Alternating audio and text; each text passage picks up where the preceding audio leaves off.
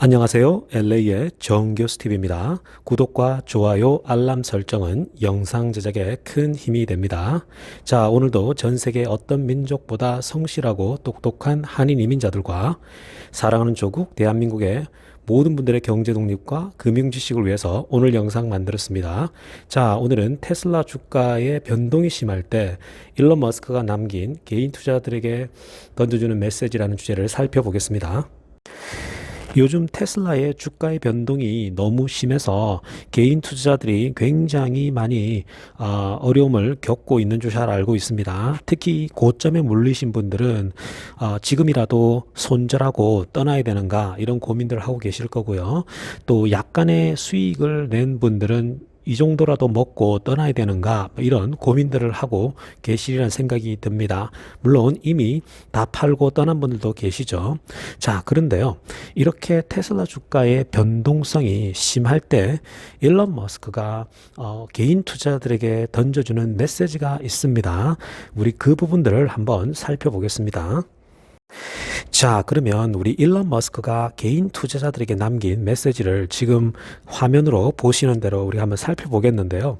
제가 아래쪽에 파란색으로 하이라이트 한 부분을 살펴보기 전에 윗부분의 내용을 간략하게 좀 정리를 해드리면요.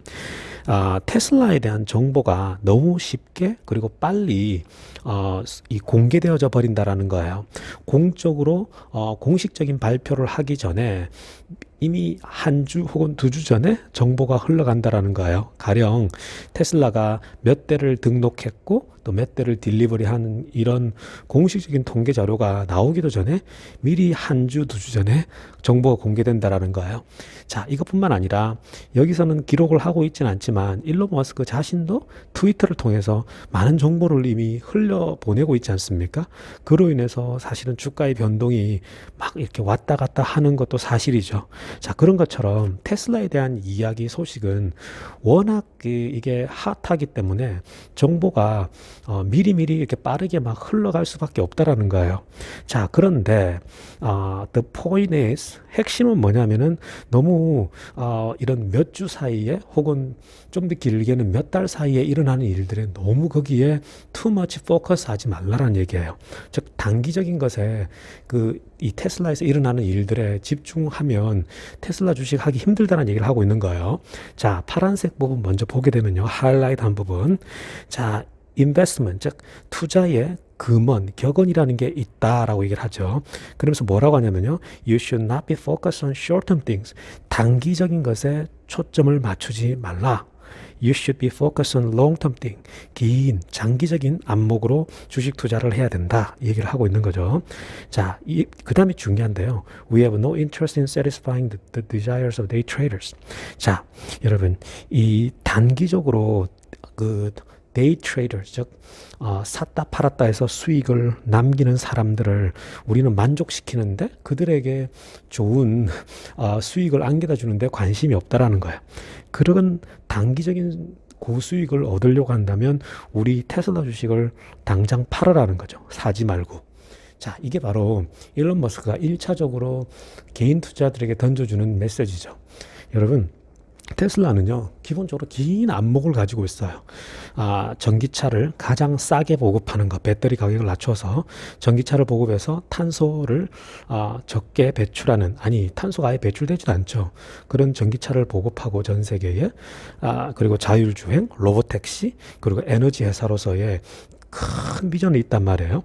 자, 그렇게 긴 안목을 본다면 단기적으로 일어나는 이런 변동성을 신경 쓸 필요 없다라는 얘기를 하고 있다라는 겁니다. 그 다음 이어서 머스크가 개인 투자자들에게 던져주는 메시지는 뭐냐면요. 자, 이렇게 얘기를 합니다. If people are concerned about volatility. 자, 이게 무슨 말입니까? 이 테슬라 주가에 대한 변동성에 너무 걱정이 많은 사람, 즉 변동폭이 미친 듯이 왔다 갔다 하는 그런 것에 걱정이 많은 사람들은 테슬라 주식을 사서는 안 된다라고 단호하게 얘기하고 있죠. 자, 이 말은 테슬라 주식은 미래를 보고 향해 가고 있기 때문에 변동이 자주 왔다 갔다 할 수밖에 없다라는 얘기를 하고 있는 거죠. 자, 그리고 뭐라고 하냐면 I'm not here to convince you to buy our stock. 내가 그런 사람들에겐 확신을 줄 수 없다라는 거예요. 그리고 do not buy if volatility is scary. 자, 뭡니까? 변동성에 너무 두려움이 있는 사람들이라면 테슬라 주식을 사서는 안 된다라고 정리를 하고 있는 거죠. 여러분, 이게 일론 머스크가 변동성이 심한 때에 개인 투자자들에게 던져주는 메시지예요. 변동폭이 뭐 왔다 갔다 하고 단기적으로 여러분 왔다 갔다 그것이 일주일, 2주 혹은 몇 달 사이에 계속 변동이 있는 것에 대해서 두려움이 있고 못 견디면요. 테슬라 주식은 사면 안 돼요. 테슬라 주식은 그렇게 될 수밖에 없습니다. 그러니까 일론 머스크도 그런 분들, 변동성을 막 걱정하는 사람들, 좀 떨어지는 것에 대해서 막 공포감을 느끼는 사람들은 절대 테슬라 주식 사지 말라고 얘기를 하죠. 오히려 긴 안목을 가지고 있는 사람들은 그리고 테슬라의 비전을 같이 공유하고 있다라면 주식을 사라는 거죠. 자, 그러니까 여러분 제가 말씀드렸죠. 테슬라 주식을 buy하면 홀더라고 말씀드렸죠.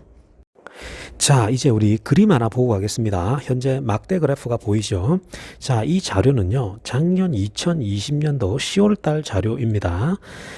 이 자료가 보여주는 건 뭐냐면요, 시가총액 대비 현재 각 자동차 기업들의 빚을 보여주고 있거든요. 얼마나 빚을 많이 가지고 있는가. 여러분, 도요타가 1위고, 폭스바겐이 전체 자동차 판매 이제 2등 아닙니까? 그러니까 1, 2위를 도요타와 폭스바겐이 다투는데, 여러분 한번 보십시오. 앞에 도요타와 폭스바겐. 도요타도 시가총액 비해서 거의 절반 정도가 빚이에요. 자, 그리고 폭스바겐은 더 심합니다. 폭스바겐은요, 시가총액 대비 빚이 거의 2배예요. 빚이 더 많다라는 겁니다. 여러분, 이 도요타와 폭스바겐의 빚이 이 정도고, 뭐, 포드는 말할 것도 없죠.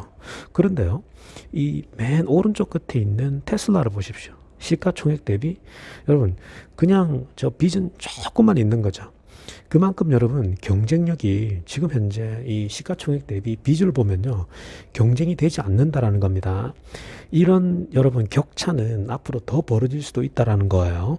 사실 이런 전통차 회사들은요, 전기차로 전환하는 데 있어서 소위 cannibalize, 상당히 많은 희생이 따를 수밖에 없어요. 그들이 연관되어 있는 많은 그런 그 밸류 체인들, 그죠? 그 협력사들에 대한 굉장히 많은 희생이 있어야 되는데, 그런 것들을 다 감안하게 되면요, 앞으로 더 빚이 늘어날 수 있다라는 위험이 있다라는 거예요. 자, 그렇기 때문에 이 그림만 보면요, 테슬라는 오직 전기차만 계속 밀고 가기 때문에 자율주행과 앞으로 또 이 여러 로보택시가 되게 되면요, 사실 이런 차이는 더 벌어질 거예요. 그만큼 여러분 경쟁력에 있어서 장기적으로 보면은 테슬라가 압도하고 있다라는 겁니다. 자, 여러분, 이렇게 주가 변동이 심한 때에 마침 CNBC에서 이 ARK 인베스트먼트 캐티 우드와 인터뷰를 단행했죠. 아마 많은 분들이 이미 영상을 봤을 것이라고 생각을 합니다. 자, 그런데 그 핵심 내용만 몇 가지만 우리가 리마인드하고 가겠습니다. 자, 여러분, 어저께 이 사회자가 그렇게 질문하지 않았습니까? 여전히 그 테슬라에 대해서 확신을 하냐라고 물었더니 이 캐티 우드가 그렇게 얘기했죠. Our confidence in Tesla has grown. 자, 우리가 테슬라에 대한 그 자신감은 여전하다라는 거예요. 그러니까 테슬라에 대해서 앞으로 성장하고 폭발할 것에 대해서 그 confidence, 자신감은 여전한데, 특히나 어떤 부분이냐면 ride sharing, 즉 자율주행을 통한 로보택시가 앞으로 추가가 되면 그것은 엄청난 폭발력을 가질 거라는 거죠.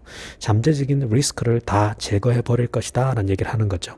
특히 전기차보다도, 전기차로 이만큼 왔다면 자율주행이 앞으로 로보택시와 함께 시행이 되기 시작하면은 그 수익이라고 하는 것은 어마무시한 그 profitable business가 될 거다라고 얘기를 하고 있죠. 당연한 겁니다. 자, 이와 더불어서 여러분, 사실 제가 그저께 영상에서 다루듯이 차메스 같은 경우는 이 에너지 분야를 얘기하지 않았습니까? 에너지 분야가 추가되면은 몇 배 이상의 더 성장이 있을 것이고 강조를 했잖아요. 근데 이 ARK 인베스트먼트의 캐티 우드는 자율주행을 더 강조하고 있죠. 그러니까 여러분, 양쪽 다가 이 테슬라에게 앞으로 폭발적인 성장을 기대하고 있다라는 겁니다. 그러니까 여러분, 너무 이런 변동성 때 마음을 잘 잡을 수 있기를 바랍니다. 그리고 캣듀드가 이어서 했던 말은요, 현재 그 자율주행에 있어서 테슬라는 무려 300억 마일을 실제적으로 데이터를 다 가지고 있다라는 거죠. 실제 도로 주행 기록을요. 그 데이터를 확보하고 있는데 구글은 겨우 해봐야 3천만 마일밖에 되지 않는다라는 거죠. 게임이 안 된다라는 거예요. 자, 그래서 밑에 하얀색 글자로 보면요. 자, 이게 중요한 건데요. AI라고 하는 것, 즉 AI를 기반으로 한 자율주행은 가장 핵심이 뭐냐면은 회사가 얼마나 실제적인 데이터를 많이 가지고 있느냐가 결국은 자율주행을 결정한다는 거죠. 자율주행이 누가 승리하느냐, 얼마나 많은 실제적인 데이터, 현장 데이터를 갖고 있느냐가 결정한다는 거죠. 여러분, 이게 우리는 이미 경험적으로 알고 있죠. 옛날에 이세돌이 그 AI와 대국해서 완전히 게임이 안 됐잖아요. 왜 그래요? 왜냐하면 AI가 이미 이세돌이가 그동안 대국을 했던 모든 기록들을 다 이미 프랙티스를 다 했거든요. 그리고 이세돌 것뿐만 아니라 이세돌을 이겼던 사람들의 모든 기록들을 전부 다 공부를 학습을 했단 말이에요. 자, 그러니까 당연히 이세돌이 게임이 안 되죠. 이세돌이 이 수를 두면 다른 수를 둬서 반드시 이겨버리는 거거든요. 그러니까 AI 기반 자율주행이라고 하는 것은 얼마나 실제적인 데이터를, 즉 현장 데이터를 가지고 있느냐 회사가 결국은 이긴다라는 거예요. 자, 그 중요한 점을 지적한 거죠. 그러니까 여러분, 자율주행은 앞으로 결국은 테슬라의 독보적인 그 우세가 될 것입니다. 그러니까 여러분, 우리가 이런 변동성이 심할 때는 단기적인 것에 한두 달에 자꾸 집중하지 마시고요. 긴 안목으로 보십시오. 올 하반기, 내년, 내후년 여러분들이 보시면 충분히 앞으로 2배, 3배도 이상 갈 수 있는 기업이니까 좀 편안하게 이럴 때는 여러분들이 긴 안목을 보시면서 이 어려운 시간을 잘 지내시길 바랍니다. 감사합니다. LA의 정규스 TV였습니다.